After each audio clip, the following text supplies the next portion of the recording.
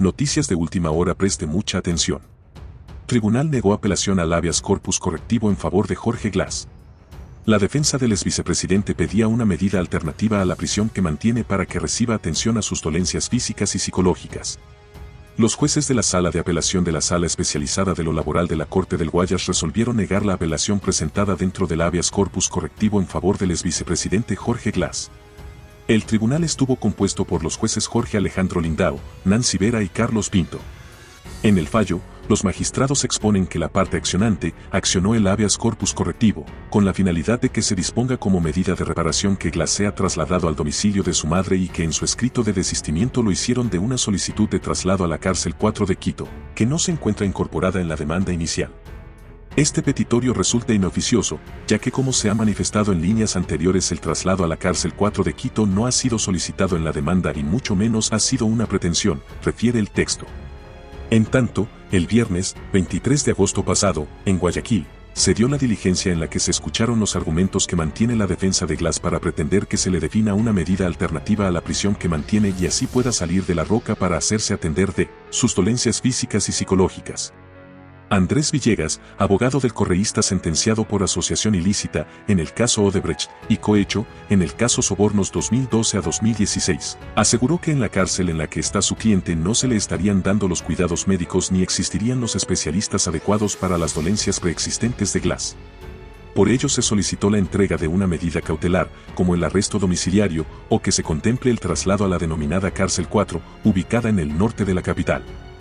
Durante la diligencia, el juez Lindao aclaró que esta audiencia no es vinculante, pues la norma establecería que las acciones constitucionales que vienen por apelación, como en este caso, se deben resolver en mérito de los autos y sin mediar audiencia. A finales de junio, el juez Patricio Vidal, de la Unidad Judicial Especializada en Garantías Penitenciarias de Guayaquil, en primera instancia decidió negar el habeas corpus solicitado. Esa resolución fue apelada por la defensa de Glass.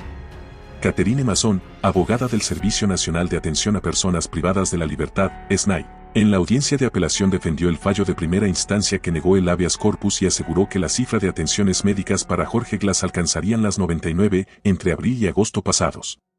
La representante del SNAI sostuvo que la defensa de Glass estaba desnaturalizando el objetivo del habeas corpus, ya que mediante una acción constitucional se estaría buscando que se reforme una orden de prisión dictada por un juez penal, se define en su lugar una medida alternativa, como arresto domiciliario, y que se lo cambie de la cárcel La Roca, en Guayaquil, a la cárcel 4, en Quito, potestad propia del SNAI. En más noticias. Vicepresidenta Verónica Abad sale finalmente de Israel por conflicto bélico y se dirige a Turquía. Se prevé que la tarde de este 9 de septiembre, la vicepresidenta Verónica Abad llegue a Ankara, la capital de Turquía, como se había dispuesto en un decreto presidencial. Casi un mes después de la emisión del decreto ejecutivo número 353, finalmente la vicepresidenta Verónica Abad viajó este 9 de septiembre hacia Turquía, debido a la crisis en el Medio Oriente. La vicepresidenta funge como embajadora de paz de Ecuador en el conflicto de Israel con la agrupación irregular Hamás, en Gaza. Pero, las tensiones entre el ejército israelí y Hamás, además de la intervención de Hezbollah, han escalado en las últimas semanas. Por ello, se dispuso el traslado de Abad, lo cual no se había cumplido hasta este lunes. En un corto video difundido por la vicepresidencia, se observa a Abad al pie de un avión y donde indica que llegaría a Ankara, capital turca. Abordando el avión hacia Ankara, les estaremos dando noticias cuando lleguemos, en cumplimiento de nuestro decreto, dijo Abad, brevemente en el video. El viaje de Abad hacia Turquía ocurre luego de que la propia canciller ecuatoriana Gabriela Sommerfeld estuvo en Israel, cumpliendo varias actividades protocolarias, pero que no incluyeron una reunión con la vicepresidenta. Abad, que viajó a Israel en diciembre de 2023 y también por decreto presidencial, ha mantenido un pulso político con el mandatario Daniel Noboa. A mediados de agosto, por ejemplo, Noboa tildó de traición la denuncia de la vicepresidenta Abad, quien acusó al mandatario de violencia de género ante el máximo tribunal electoral con miras a inhabilitarlo para el cargo. Lucharemos contra esta traición a la voluntad del pueblo, y ténganlo por seguro, nos encontraremos en las urnas, escribió Noboa en un comunicado difundido en sus redes sociales. En su reclamo, la vicepresidenta pidió suspender a Noboa de su cargo e inhabilitarlo para ejercer cargos públicos por 4 años. La denuncia de Abad llegó pocos días después de que Noboa fuera proclamado por su partido ADN para la reelección en los comicios generales de febrero de 2025. En esta ocasión, su binomio vicepresidencial será María José Pinto, actual secretaria del programa Crece sin Desnutrición Infantil. Precisamente, aún resta la duda si Noboa dejará en el poder a Abad, como determina la Constitución, cuando él se dedique a la campaña electoral para optar por la reelección presidencial. En más noticias. Planillas de luz de diciembre, enero y febrero serán gratis, anuncia Noboa. El presidente Daniel Noboa anunció, este lunes 9 de septiembre de 2024, que el gobierno asumirá el costo de las 3 facturas. Asumiremos este costo, dijo el primer mandatario en un video comunicado de 1 minuto. El anuncio será luego de un apagón masivo que dejó a Ecuador sin luz por 4 horas el sábado. Las planillas de hasta 180 kilovatios de esos meses serán para las familias ecuatorianas completamente gratuitas, detalló Noboa. Y apuntó que la decisión fue tomada luego de haber ordenado las finanzas públicas. El gobierno ecuatoriano subsidiará la electricidad a 3.5 millones de hogares. Las facturas de electricidad de estos meses registrarán $0 en el apartado de consumo eléctrico.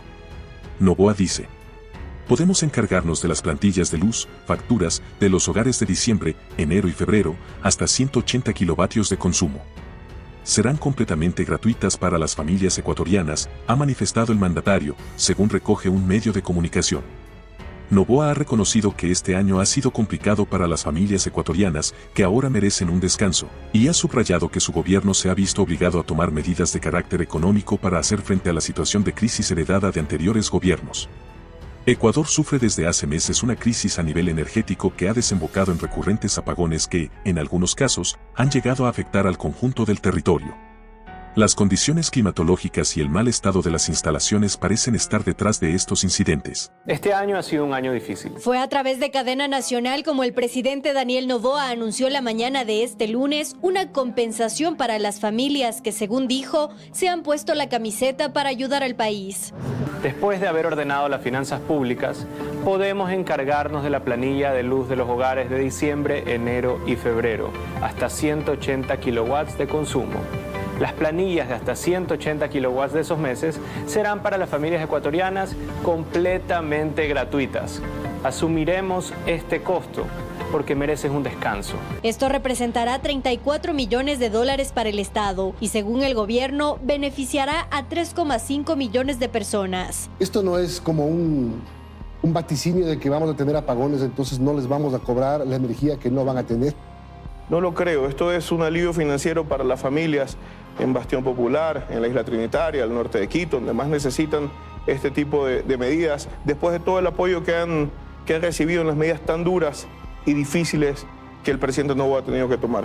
Según el anuncio, los beneficiarios serán quienes consuman hasta 180 kilovatios, que de acuerdo al pliego tarifario representaría una factura de aproximadamente $20. La gratuidad justamente se dará en 2 de los meses de mayor consumo de energía, es decir, diciembre y enero, en los que los hogares y los locales comerciales incrementan su consumo en un 30 y 40%. Pese a ello, el ministro de Gobierno Arturo Félix aseguró que esta no es una decisión tomada en el contexto de la campaña electoral. Cuando se hacen este tipo de medidas para las grandes empresas, para la banca, para todo, ahí no es campañero. Pero cuando es para las familias que más necesitan, ahí sí es campañera, ahí sí un poco discrepo. Sin embargo, todavía no se ha especificado cuál será la fuente para financiar esta medida. El presidente Daniel Noboa dispone que las Fuerzas Armadas y la policía operen y refuercen la seguridad de las centrales hidroeléctricas más importantes del país. El ministro de Gobierno Arturo Félix Wong mencionó que en las centrales hidroeléctricas ingresará personal de la Policía Nacional y Fuerzas Armadas, pero no en temas de seguridad. En los sectores estratégicos energéticos vamos a ingresar personal técnico del más alto nivel de Policía y Fuerzas Armadas para ayudar en la operación de estas centrales. Destaca que el trabajo de la militarización será importante para evitar contratiempos. Van a ayudar y van a estar de backup para evitar cualquier tipo de jugada que quieran hacer en el sector eléctrico. Aunque no confirmó el número de centrales que tendrá la operatividad de la Policía y Fuerzas Armadas, Félix Wong menciona que ya se encuentran en la planificación. Estamos ahorita en proceso, un proceso de capacitación también, no es de la noche a la mañana. De que si fue o no un complot, eso no se descarta. Según el ministro, existen buenos y malos funcionarios. Hay muchos funcionarios de carrera ahí adentro, unos excelentes que nos han ayudado muchísimo y otros que simplemente no están de acuerdo en que cortemos ese lleve, no están de acuerdo en que hayamos cortado esos contratos con sus padrinos, entonces ahí están molestos y bravos. Asimismo, indicó que las investigaciones continuarán ante el apagón registrado y que están de acuerdo de que fue una falla humana. Se está investigando y se va a hacer público a medida de que avancen las investigaciones. Si hubiera sido una falla de otra naturaleza, se hubiera dañado todo. Y la prueba evidente es que en horas estuvo todo el país energizado nuevamente. Por otro lado, el ministro de Gobierno, Arturo Félix Wong, menciona que no habrá apagones mientras las cosas se mantengan dentro del plan de gobierno y la hidrología ayude.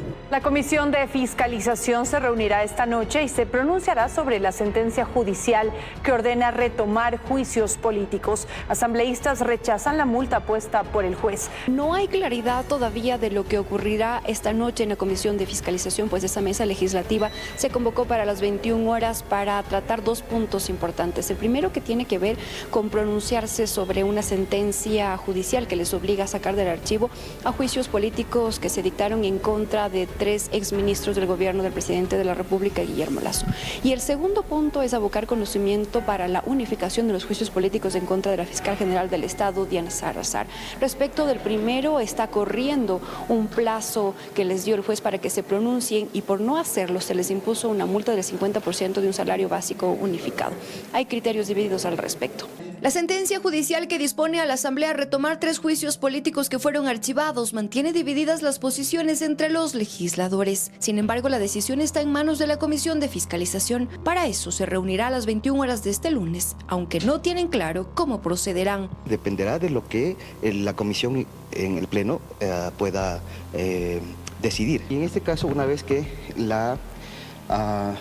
el Pleno se pronunció al respecto, debe esperar el pronunciamiento de la Corte Constitucional. Hay quienes dicen que simplemente se debe respetar la sentencia y el orden de prelación de los juicios y con ello tratar el de la fiscal general. Lo que tiene que ocurrir es que mediante el orden de prelación, como dice la Ley Orgánica de la Función Legislativa, primero el juicio de la señora fiscal, después acatando la sentencia, los juicios del exministro Lasso y terminando con el que corresponda, que es el de la señora Palencia. Jorge Peñafiel de Construye discrepa. Cree que la sentencia del juez es clara y de cumplimiento obligatorio, por lo que la comisión debe iniciar por los 3 juicios archivados. Nos guste o no, vivimos en un Estado de Derecho. Esté bien o esté incorrecta la sentencia, tenemos que cumplir con lo que dice la sentencia. Si es que existe una multa por incumplimiento o alguna sanción por incumplimiento de la sentencia, tendrá que cumplirse igualmente. La asambleísta Gisela Garzón es la proponente del juicio a Diana Salazar. Insiste en que la sentencia del juez es ilegítima y que la Asamblea debe esperar primero el pronunciamiento de la Corte Constitucional para proceder. No solo que se abusa en términos de una sanción económica, sino que además se está desconociendo una sentencia de Corte Constitucional que es mandatoria para el juez, para los asambleístas, para la Corte Nacional. Es decir, la Corte Constitucional es la única instancia que interpreta, nadie más. Y si la Corte marca una sentencia que establece que las acciones de protección no pueden ser tomadas ni presentadas con un abuso como el que ha ocurrido acá, pues entonces la situación es otra. Mientras esto ocurre, se acumula la multa que el juez impuso a los integrantes de la Comisión de Fiscalización el pasado viernes por cada día que se demoren en cumplir con la sentencia. El excontralor Carlos Pollitt será sentenciado hoy en Estados Unidos. La audiencia ha sido fijada para esta tarde y su defensa ha pedido que se considere una pena reducida. En las horas previas a la sentencia, la defensa del excontralor Carlos Pollitt ya solo apela a la sensibilidad de la jueza de la Corte del Distrito Sur de la Florida, Kathleen Williams, quien se apresta a decidir los años que Pollitt deberá pasar en prisión en ese país. Fiscalía pide una pena de por lo menos 19 años de prisión para el ex titular de la Contraloría durante el correísmo. Su defensa solicita que solo sean 5, pidiendo considerar, entre otras cosas, que Pollitt no tiene antecedentes penales en ese país y que es un hombre de la tercera edad. Adicionalmente, su defensa presentó a inicios de este mes un memorando en el que se cita una lista de cartas que hacen referencia a buenos comportamientos de Pollitt a lo largo de su vida. Aparte de referir supuestas atenciones a familiares y amigos de Pollitt, se hace un recuento de acciones implementadas por él en la Contraloría mientras se encontraba al mando. Pero en ese cargo, y eso ya ni siquiera lo rebate su defensa, recibió sobornos a cambio de no emitir informes sobre obras emblemáticas que el gobierno de Rafael Correa contrató con Odebrecht. Los abogados del excontralor se han limitado a rebatir los montos que plantea Fiscalía. Por ejemplo, que no recibió 16,5 millones de dólares en sobornos, sino 10,6 millones, que no lavó 11, sino 5,3. En unas horas se conocerá si los argumentos de su defensa logran una disminución en la sentencia de Pollitt, en prisión desde finales de abril. Vamos a El Salvador, donde el director de la policía y líder antipandillas, Mauricio Arriaza, murió en un accidente de helicóptero mientras se trasladaba a un banquero prófugo capturado en Honduras. El presidente Nayib Bukele anunció una investigación internacional, subrayando que el suceso no debe ser considerado solamente un accidente.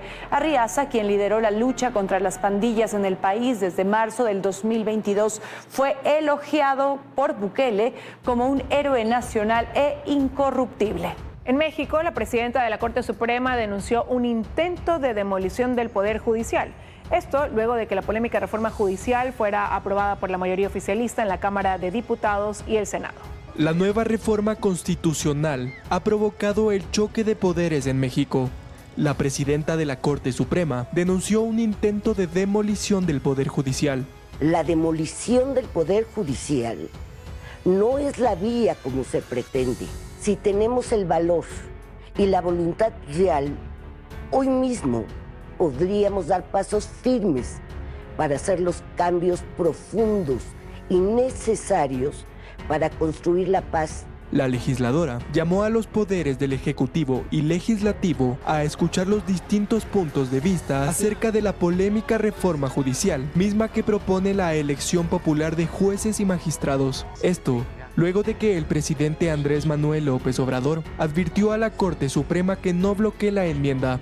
La presidenta de la Corte, Norma Piña, decidió consultar a sus colegas sobre la posibilidad de frenar la reforma, la cual avanza en el Congreso y fue aprobada por la mayoría oficialista en la Cámara de Diputados y el Senado. Además, López Obrador criticó esta decisión. Siento que no tienen fundamento legal, sería una aberración y desde luego una violación flagrante a la Constitución.